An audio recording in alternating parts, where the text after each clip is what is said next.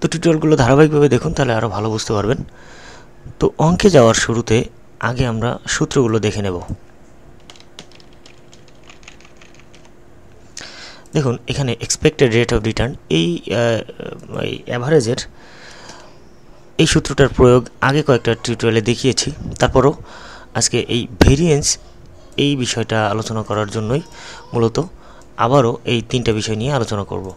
তো এখানে expected rate of return E of R equal to summation R I into P I, এখানে n দিয়েও প্রকাশ করতে পারেন, অর্থাৎ যখন প্রবাবিলিটি থাকবে অঙ্কে তখন আর এর সঙ্গে প্রবাবিলিটিটা গুণ করে প্রত্যেকটা মান যোগ করলে আমরা এক্সপেক্টেড রেট অফ রিটার্ন বা আর বার, এটাকে ই অফ আর অথবা আর বার দিয়ে প্রকাশ করা যায়। ভেরিয়েন্স আর স্ট্যান্ডার্ড ডিভিয়েশন, আমরা আগে টিউটোরিয়ালটিতে ভেরিয়েন্স কীভাবে নির্ণয় করতে হয় সেটা দেখিয়েছিলাম। ভেরিয়েন্স মানে হচ্ছে স্ট্যান্ডার্ড ডিভিয়েশন কীভাবে নির্ণয় করতে হয় সেটা দেখিয়েছিলাম। তো এই স্ট্যান্ডার্ড ডিভিয়েশনের অর্থ হচ্ছে পরিমিত ব্যবধান, আর এই পরিমিত ব্যবধানকে দুইবার গুণ করলে বা একে বর্গ করলে আমরা ভেরিয়েন্সটা পাই। এই ভেরিয়েন্স হচ্ছে বিভেদাঙ্ক। বিষয়টা এরকম, যদি আমরা এই গণিতে যেমনটা করে এসেছি যে মিটার এবং মিটার যদি গুণ করি তাহলে আমরা পাই বর্গমিটার। তো এখানে ঠিক একইভাবে স্ট্যান্ডার্ড ডেভিয়েশন এবং স্ট্যান্ডার্ড ডেভিয়েশন যদি গুণ করি তাহলে আমরা পাবো ভেরিয়েন্স। বিষয়টা এরকম, অর্থাৎ দুইটা স্ট্যান্ডার্ড ডেভিয়েশন গুণ করলে যেটা পাওয়া যায় সেটাকে আমরা বলি ভেরিয়েন্স। স্ট্যান্ডার্ড ডেভিয়েশনের বর্গ করলে সহজ কথায় আমরা ভেরিয়েন্সটা পাবো। তো এখন আপনি যদি স্ট্যান্ডার্ড ডেভিয়েশনের সূত্র দিয়ে স্ট্যান্ডার্ড ডেভিয়েশনটা নির্ণয় করার পর তাকে বর্গ করে দেন তাহলেও আপনি ভেরিয়েন্স পেয়ে যাবেন। তো এখানে ঠিক একই সূত্র দেখুন, এখানে এইটা হলো স্ট্যান্ডার্ড ডেভিয়েশনের সূত্র। স্ট্যান্ডার্ড ডেভিয়েশনের ক্ষেত্রে এখানে একটা বর্গ ছিল, তো আমরা এই ভেরিয়েন্স মানে এই যে সিগমার উপরে যদি একটা স্কোয়ার করি এবং এর উপরেও যদি স্কোয়ার করি তো এখানে স্কোয়ার রুটে কেটে যাবে, এখানে একটা স্কোয়ার থেকে যাবে, অর্থাৎ ভেরিয়েন্সকে আমরা এই সিগমা স্কোয়ার দিয়ে প্রকাশ করব। আচ্ছা, তো যখনই আমরা ভেরিয়েন্স নির্ণয় করব এবং সিগমা স্কোয়ার দেব তখন এই পাশে আর রুটটা থাকবে না। আর স্ট্যান্ডার্ড ডেভিয়েশন একইভাবে, যে ভেরিয়েন্সকে যদি আমরা বর্গমূল করি তাহলে আবার স্ট্যান্ডার্ড ডেভিয়েশন পাবো, অথবা স্ট্যান্ডার্ড ডেভিয়েশন নির্ণয় করে তার বর্গ করলে আমরা ভেরিয়েন্স পাবো। আবার আপনি ভেরিয়েন্স নির্ণয় করার পর তার বর্গমূল করলেও স্ট্যান্ডার্ড ডেভিয়েশনটা পেয়ে যাবেন। জাস্ট দুইটার মধ্যে এই হলো সম্পর্ক। তো এই প্রয়োগটা দেখি, যে কোনো একটা অঙ্কে চলে যাব। এবার দেখব যে এই সূত্রগুলো কিভাবে প্রয়োগ করতে হয়। ওকে, দেখুন এখানে you have the following two investments opportunities A and B, তার মানে দুইটা বিনিয়োগের সুযোগ আছে, একটা হচ্ছে এ আর একটা বি। এখানে বলছে ইকোনমিক কন্ডিশন, এখানে অর্থনৈতিক যে সুবিধাটা দেওয়া আছে এখানে গুড আর ব্যাড। তো এখানে প্রবাবিলিটি দেওয়া আছে 0.50 এবং ব্যাডের ক্ষেত্রেও 0.50, অর্থাৎ এখানে বিনিয়োগ করাটা আমাদের জন্য যেমন সম্ভাবনা হচ্ছে ভালো হওয়ার সম্ভাবনা 50% এবং খারাপের সম্ভাবনাটাও 50%। ওকে, রিটার্ন হচ্ছে 40%, আবার এখানে 0%, আবার এখানে বির ক্ষেত্রে রিটার্ন 0% আবার 40%।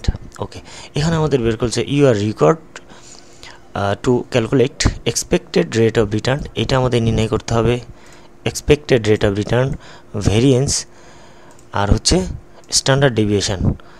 তো দুটো প্রজেক্টের ক্ষেত্রেই আমাদের দেখাতে হবে, এর ক্ষেত্রেও এবং বির ক্ষেত্রে, দুইটা ক্ষেত্রে আমাদের এই তিনটা বিষয় বের করে দেখাতে হবে। স্ট্যান্ডার্ড ডেভিয়েশন বা এটাকে আমরা বলি মিন, আর এখানে ভেরিয়েন্স বিভেদাঙ্ক, স্ট্যান্ডার্ড ডেভিয়েশন পরিমিত ব্যবধান।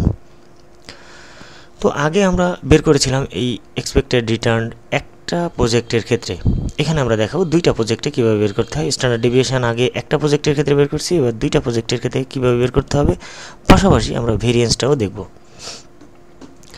তো যেহেতু আমরা সূত্র আগেই দেখে এসেছি, ঠিক এই সূত্রটা দিয়েই আমরা এখন এক্সপেক্টেড রেট অফ রিটার্নটা নির্ণয় করব। তো সলিউশনে চলে যাই। আমরা সলিউশনে এটা 1 নম্বর। দেখুন এখানে expected rate of return for a, আমরা প্রথমে এ প্রজেক্টের জন্য এক্সপেক্টেড রেট অফ রিটার্নটা নির্ণয় করব। ই অফ আর দিয়ে প্রকাশ করি আমরা এক্সপেক্টেড রিটার্নকে, কিন্তু এখানে যেহেতু প্রজেক্ট দুইটা রয়েছে, একটা রিটার্ন এ একটা রিটার্ন বি, তো যে কারণে আমরা একটা সাফিক্স এ দিয়ে নিব, কারণ এটা হচ্ছে এ প্রজেক্টের এক্সপেক্টেড রেট অফ রিটার্ন, যে কারণে ই অফ আর একটা সাফিক্স দিয়ে নেব এ। এখন এখানে হচ্ছে সূত্রটা ছিল R1 into P1 plus R2 P2, যদি আরও দুইটা মান থাকতো এখানে তো সেক্ষেত্রে R3 P3 এরকমভাবেই আমরা লিখতাম। এখন P1, এই P1 এর মান হচ্ছে 0.5, পাশাপাশি R1 এর মান হচ্ছে 40%, অর্থাৎ একে 40কে যদি 100 দিয়ে ভাগ করি তাহলে 0.40 চলে আসবে। সুতরাং এটা হচ্ছে P1 এর মান, এটা হচ্ছে R1 এর মান। ঠিক একইভাবে এটা হলো P2 এর মান, এটা হচ্ছে R2 এর মান। তো এখন P2 এর মান হচ্ছে 0.5 বা 0.50, একই কথা। দশমিকের পরে 2 অঙ্ক রাখলে পরবর্তীতে একটা 0 দিতে পারি আমরা। এবং R2 এর মান হচ্ছে এই 0%, অর্থাৎ 0। তো এটাকে যদি আমরা একবারেই ক্যালকুলেশন করে ফেলি তাহলে 20% অথবা 0.20ও আমরা লিখতে পারি। এটা হচ্ছে এক্সপেক্টেড রেট অফ রিটার্ন এর ক্ষেত্রে। আচ্ছা, বির ক্ষেত্রটা ঠিক একইভাবে আমরা একই সূত্র ব্যবহার করব। এখানে সাফিক্সটা বি দিয়ে নেব, কারণ এটা আমরা বির এক্সপেক্টেড রেট অফ রিটার্নটা নির্ণয় করছি। সুতরাং এখানে সূত্রটা একই, P1 ইন্টু R1।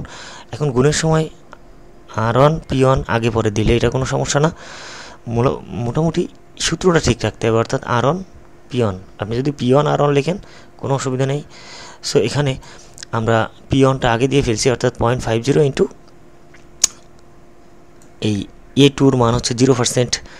এখানে দেখেন প্রবাবিলিটি অন, অর্থাৎ P1 0.5 এবং এখানে R1 এর মান হচ্ছে 0%, তার মানে 0.0।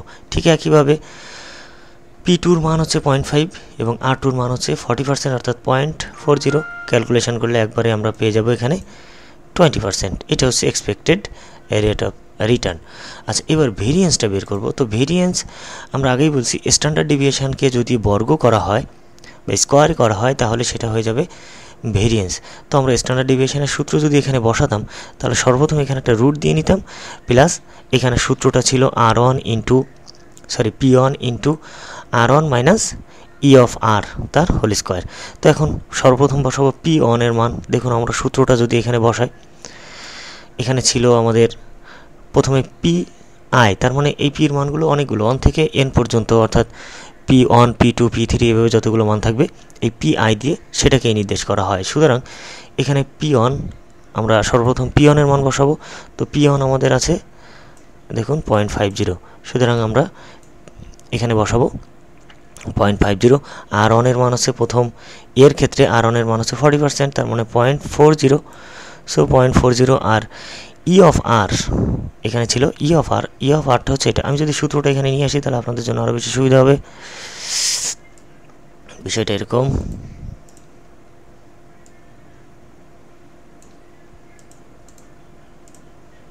দেখুন এখানে P1 অর্থাৎ 50, R1 এর মান 40 আর এক্সপেক্টেড ই অফ আর।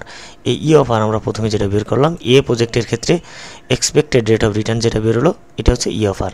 তো এবারে সূত্রের স্কোয়ারটা দিয়ে নিলাম, প্লাস এবার P2 এর মানও প্রবাবিলিটি, দ্বিতীয় প্রবাবিলিটি ছিল 0.50, সুতরাং এখানে 0.50 চলে আসবে। ই অফ আর অর্থাৎ এখানে ই অফ আর বির ক্ষেত্রে ছিল 0, সরি এখানে এরটা বের করছি। সুতরাং এর রেট অফ রিটার্ন অর্থাৎ R2 এর মান ছিল 0%, সুতরাং এখানে বসবে 0। আর এখানে এক্সপেক্টেড রেট অফ রিটার্ন আমরা এই 20% বের করলাম। সুতরাং এবার আমরা যদি ক্যালকুলেশন করি একবারে 0.04 পাবো। তো এভাবে একবারে আমরা ভেরিয়েন্স বের করতে পারি। আপনি এখান থেকে সরাসরি স্ট্যান্ডার্ড ডেভিয়েশন বের করতে পারেন আগে করে, তারপর variance equal to sigma square দিয়ে ওই যে মানটা বেরোবে তার স্কোয়ার করে দিলেও আপনি একবারে ভেরিয়েন্সটা বের করতে পারবেন। ঠিক একইভাবে বির মানটাও আমরা একইভাবে বের করব। আচ্ছা, তো আমরা এখান থেকে ভেরিয়েন্সটা বের করে নিলাম। এবার চলে যাব আমাদের সূত্রে কী আছে দেখে আসি। স্ট্যান্ডার্ড ডেভিয়েশন এ এবং বির ক্ষেত্রে পরিমিত ব্যবধানটা কীভাবে বের করতে হবে। এখন স্ট্যান্ডার্ড ডেভিয়েশনকে বর্গ করলে যদি ভেরিয়েন্সটা পাওয়া যায়, তো একে এবার বর্গমূল অর্থাৎ রুট করলে আমরা স্ট্যান্ডার্ড ডেভিয়েশনটা পেয়ে যাব। তো এখানে আমি সেটাই করেছি। এখানে দেখুন স্ট্যান্ডার্ড ডেভিয়েশন ফর এ, আমরা যে ভেরিয়েন্সটা পেলাম, ভেরিয়েন্স মানে কি সিগমা স্কোয়ার ইকুয়াল টু এই রুট ওভার, সরি এখানে এটা হবে না, তার মানে স্ট্যান্ডার্ড ডেভিয়েশনকে আমরা শুধু সিগমা দিয়েই প্রকাশ করি, তো স্কোয়ারটা এখানে হবে না। তো sigma equal to root over sigma তার স্কোয়ার তার হোল স্কোয়ার, মানে এইটা তো আমাদের ভেরিয়েন্স ছিল, এবার এর বর্গমূল করলে আমরা স্ট্যান্ডার্ড ডেভিয়েশনটা পেয়ে যাব। তো ঠিক এর স্কোয়ারের মান ছিল, অর্থাৎ ভেরিয়েন্স ছিল এ প্রজেক্টের 0.04। সুতরাং আমরা এখানে এই সিগমা স্কোয়ারের মানটা বসাতে পারি, এটা যে 0.04, একে বর্গমূল করলে বা রুট করলে 0.2 আসবে। তো এটাকে আমরা যদি পার্সেন্টে রাখতে চাই, তো এর সঙ্গে 100 গুণ করলে 20% অলরেডি চলে আসবে। ঠিক একইভাবে বির পার্টটা যদি আমরা করি, তো সেখানেও দেখুন এখানে স্কোয়ারটা আসবে না, সরি এটা ভুল হলো, অর্থাৎ sigma B equal to root over sigma square, মানে সিগমা স্কোয়ার অর্থাৎ আমরা যে ভেরিয়েন্স যেটা পেয়েছিলাম তার বর্গমূল করলে আমরা স্ট্যান্ডার্ড ডেভিয়েশনটা পেয়ে যাব। তো এখানেও স্ট্যান্ডার্ড ডেভিয়েশনকে শুধুমাত্র সিগমা দিয়ে প্রকাশ করতে হয়, যেহেতু এটা বি প্রজেক্টের করছি আমরা, তাই এর সাফিক্স দিয়ে নেব বি। এবার সিগমা স্কোয়ারের মান 0.04, তো এটাকে বর্গমূল করলে 0.2 আসবে, একে 100 দিয়ে গুণ করলে 20% চলে আসবে। তো এটা হলো স্ট্যান্ডার্ড ডেভিয়েশন, আমরা এভাবেও বের করতে পারি। আপনি চাইলে স্ট্যান্ডার্ড ডেভিয়েশনটা আগে বের করতে পারেন, দেন আপনি তাকে বর্গ করে ভেরিয়েন্সটাও বের করতে পারেন, এটা আপনার ইচ্ছা। জাস্ট মূল জিনিসটা আপনি যদি ভালোভাবে বুঝতে পারেন, তাহলে যে কোনোভাবেই আপনি বের করতে পারবেন, এটা আগে পরে কোনো ব্যাপার না, মোটামুটি মানগুলো বের করলেই হবে। আচ্ছা, তো এই ছিল আজকের, আমি আশা করি আপনারা বুঝতে পেরেছেন। এ জাতীয় অনেক অঙ্ক পাবেন আপনাদের বইয়ে, সেগুলো প্র্যাকটিস করুন, আমি আশা করি সবগুলোই পারবেন। তারপরও কোনো প্রশ্ন থাকলে কমেন্টস করবেন, আমি তার উত্তর দেওয়ার চেষ্টা করব। তো আজকে এই পর্যন্ত, সবাই ভালো থাকবেন, আল্লাহ হাফেজ।